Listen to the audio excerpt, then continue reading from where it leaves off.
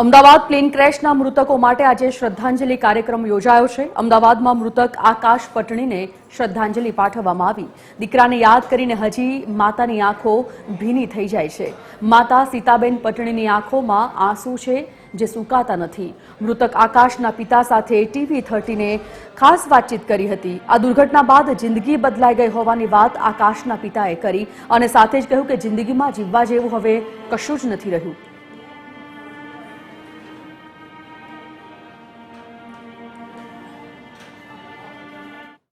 કે જેણે અનેકની જિંદગી બરબાદ કરી નાખી, અનેકના વાલ સોયા છે કે આ દુર્ઘટનાએ છીનવી લીધા અને આજે એ ઘટનાને 1 વર્ષ પૂર્ણ થઈ ગયું છે અને 1 વર્ષ બાદ પણ જ્યારે આ ઘટના સ્થળ પર ઉપસ્થિત રહીએ જાણે કે ગઈકાલની જ ઘટના હોય તે પ્રકારની હાલ સ્થિતિ છે તે જોવા મળતી હોય છે। કારણ કે અત્યારે ખાસ કરીને જે મૃતકો છે તેના પરિવારજનો છે તેમાં પણ શોક જોવા મળે છે।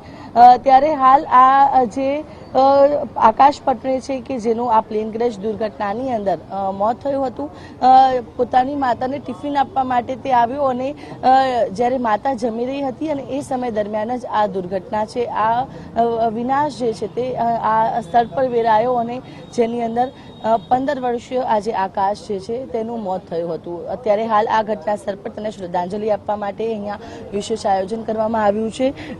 જે આ દિવસ છે તે ક્યારેય પણ ન ભૂલાય તે પ્રકારનો આ દિવસ છે। 260થી પણ વધુ લોકોના આ ભોગ લેવાયા છે।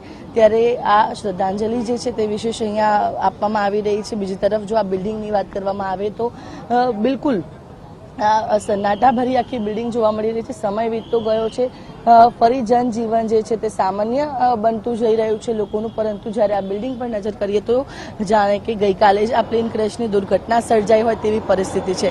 હજુ પણ વિમાન છે કે જે આકાશમાંથી આ બિલ્ડિંગ પરથી પસાર તો થાય છે, પરંતુ ત્યારે તરત જ લોકોને એ વિમાન યાદ આવી જાય છે કે જેણે ઉડાન ભરી પરંતુ તે ક્યારેય મંજિલ પર ન પહોંચ્યું અને એ આ જે દુર્ઘટના છે તેને જે યાદ કરતા અત્યારે પણ લોકોના રૂવાડા ઊભા થઈ જાય છે તે પ્રકારની પરિસ્થિતિ છે।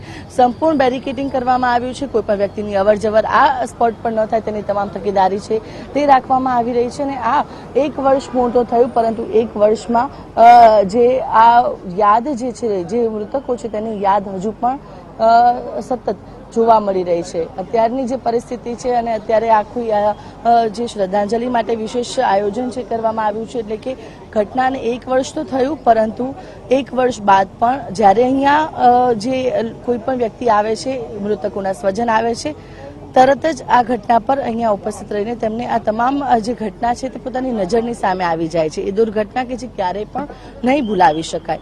ત્યારે આજે 1 વર્ષ પૂર્ણ થયું છે અને મૃતકોને શ્રદ્ધાંજલિ આપવામાં આવી રહી છે। કેમેરા પર્સન નીતિન બગડા સાથે આયુષી યાજ્ઞિક TV13 અમદાવાદ।